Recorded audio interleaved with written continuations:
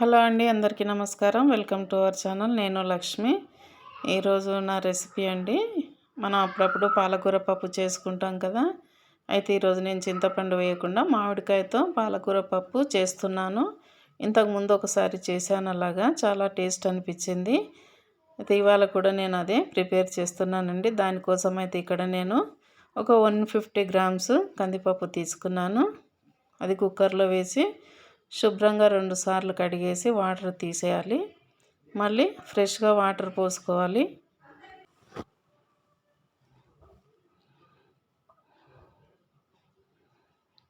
ఎప్పుడు చింతపండుతోనే చేసుకుంటాం కదా, మేమైతే అలాగే చేసుకుంటాం. కానీ ఈసారి మామిడికాయతో చేస్తున్నాను. టేస్ట్ అనేది ఇంతకుముందు చేస్తే చాలా సూపర్గా వచ్చింది. కాబట్టి మళ్ళీ ఇవాళ చేసుకుంటాను. మామిడికాయలు అయితే దొరికాయి మా ఇంటి దగ్గర, మార్కెట్ పడింది. మామిడికాయలు దొరికాయి కాబట్టి తీసుకొచ్చాము. ఇప్పుడు కుక్కర్లో పప్పు కడిగి పెట్టాం కదా, దానికి సరిపడినంతగా వాటర్ పోసుకోవాలి. అంటే కొందరైతే మరీ గట్టిగా తింటారు కదా, కొందరైతే మామూలుగా తింటారు కదా. కాబట్టి దానికి తగినంతగా వాటర్ వేసుకోవాలి. వాటర్ పోసిన తర్వాత ఇందులోకి ఒక 1/2 టీ స్పూన్ పసుపు, అలాగే ఒక మీడియం సైజు ఉల్లిపాయ ముక్కలుగా కట్ చేసి వేసుకోవాలి. ఉల్లిపాయ వేస్తేనే టేస్ట్ అనేది బాగుంటుంది. అలాగే పచ్చిమిరపకాయలండి, ఇక్కడ కలర్ చాలా గ్రీన్గా ఉన్నాయి కాబట్టి ఇవి తక్కువగానే పడతాయి, ఘాటు ఎక్కువగా ఉంటుంది. సరిపడా వేసుకోవాలి కారం తినేదాన్ని బట్టి. ఇంకా మామిడికాయ అయితే ఒక కాయ మొత్తం వేసానండి నేను. మామూలుగా మనకు సీజన్లో ఎలా దొరుకుతాయో మామిడికాయలు సేమ్ అలాగే ఉంది. గింజ మాత్రం తీసేసి ఒక కాయ మొత్తం కట్ చేసి వేసాను. ఇప్పుడు ఇందులోకి పాలకూర అండి, ఒక పెద్ద కట్ట పాలకూర.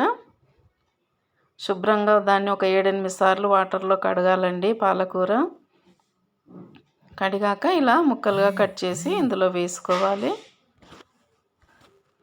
పాలకూర అంతా వేసాను కదా, ఇందులో నాకు వాటర్ మరీ సరిపోదనిపించింది కాబట్టి మళ్ళీ ఒక 1/2 గ్లాస్ అంతా వేసాను. వేసాక కుక్కర్ మూత పెట్టేసి దీన్ని ఒక 4 విజిల్లు వచ్చేంత వరకే మంటను మీడియం ఫ్లేమ్లో పెట్టుకొని పెట్టాలి. కుక్కర్ని మరీ హై ఫ్లేమ్లో పెట్టకూడదు.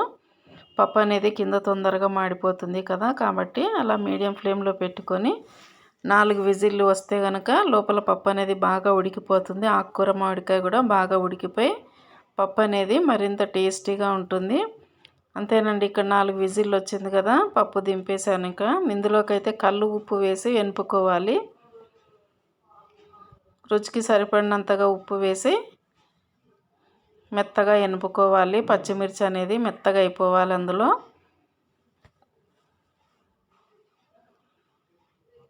ఇలా పప్పు ఎనుపుకున్న తర్వాత వేరొక బౌల్లోకి తీసివేసుకోవాలి.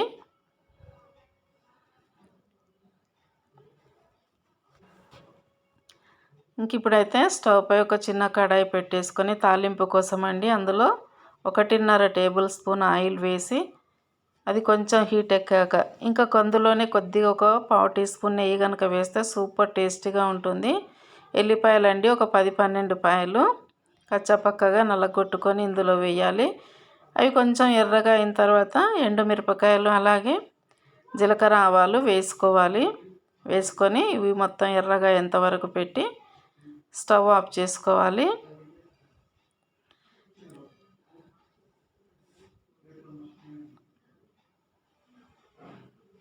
ఇలా తాలింపులో ఎల్లిపాయలు కొంచెం ఎర్రగా అవుతేనే టేస్ట్ అనేది బాగుంటుంది, మంచి వాసన కూడా వస్తుందండి.